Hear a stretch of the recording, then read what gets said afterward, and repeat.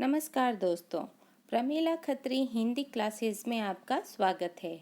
आगे बढ़ने से पहले मेरे इस चैनल को सब्सक्राइब करना ना भूलें और वीडियो पसंद आए तो लाइक भी ज़रूर करें। दोस्तों, आज हम हिंदी व्याकरण के एक नए सब्जेक्ट को, एक नए टॉपिक को, एक नए विषय को सीखेंगे और वो विषय है संधि।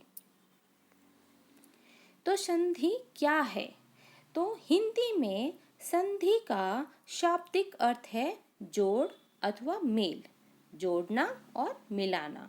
अर्थात यानी दो ध्वनियों या दो वर्णों के मेल से होने वाले विकार यानी परिवर्तन को ही संधि कहते हैं। दो ध्वनियों को मिलाएंगे या दो वर्णों को मिलाएंगे तो उनमें मिलाने से उनमें जो परिवर्तन हो जाता है और कोई नया तीसरा शब्द बन जाता है तो उसे हम संधि कहते हैं। संस्कृत, हिंदी और अन्य भाषाओं में परस्पर स्वरों या वर्णों के मेल से उत्पन्न विकार को संधि कहते हैं। यानी स्वर और वर्णों के मेल से जो परिवर्तन होता है, जो नया शब्द बन जाता है, उसे हम संधि कहते हैं। अब वो कैसे देखते हैं। यहाँ पर दो शब्द हैं, सम प्लस तोष, तो उन दोनों को मिलाने से संतोष बना। देव प्लस इंद्र, इनको मिलाने से देवेंद्र बना। भानु प्लस उदय, यहाँ पे भी दो शब्द अलग अलग हैं, दोनों का मतलब मीनिंग भी अलग अलग है, लेकिन जब हम इन दोनों को मिला देंगे तो इसका तीसरा रूप आ जाता है जो इन दोनों के बिल्कुल विपरीत हो जाता है। उसका नया रूप होगा भानुदय।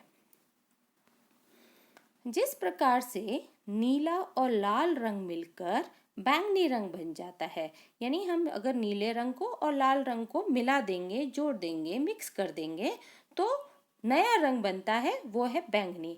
उसी प्रकार से संधि एक प्राकृतिक या सहज क्रिया है।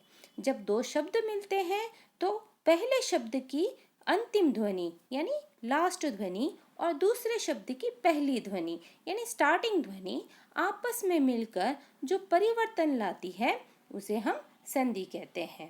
अर्थात जब दो शब्द आपस में मिलकर कोई तीसरा शब्द बनाते हैं तब जो परिवर्तन होता है उसे हम संधि कहते हैं। अब संधि विच्छेद क्या है? संधि तो हमने पढ़ ली कि दो शब्दों को, दो वर्णों को मिलाने से जो शब्द बनता है उसे संधि कहते हैं। अब संधि विच्छेद क्या है?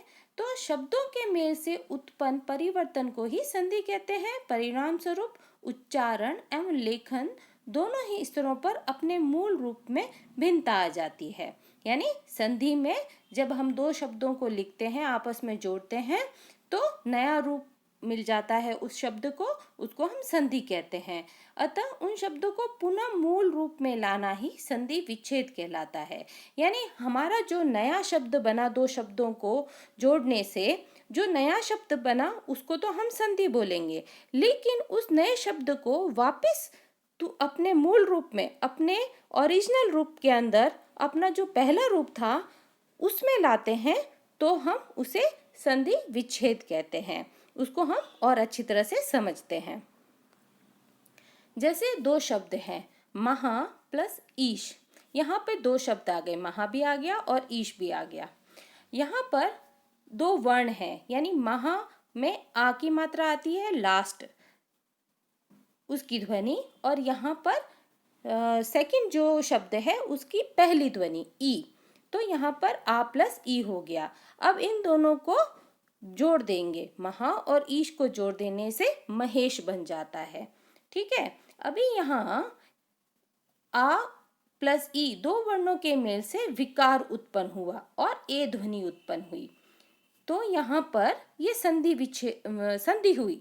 यहाँ आ और ई को मिला देने से ए बन गया, इसमें चेंजेस आ गए और संधि का जन्म हुआ। अब संधि विच्छेद के लिए हमें पुनः मूल रूप में लिखना होगा, तो यहाँ पर महेश का संधि विच्छेद क्या होगा? वापस इनको डिवाइड कर देना, महा प्लस ईश, तो ये महेश शब्द का संधि विच्छेद है, महा प्लस ईश।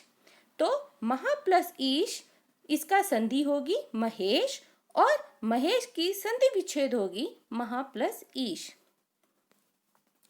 अब संधि कितने प्रकार की होती है? संधि 3 प्रकार की होती है और वो है स्वर संधि या अच संधि, व्यंजन संधि या हल संधि और तीसरी है विसर्ग संधि।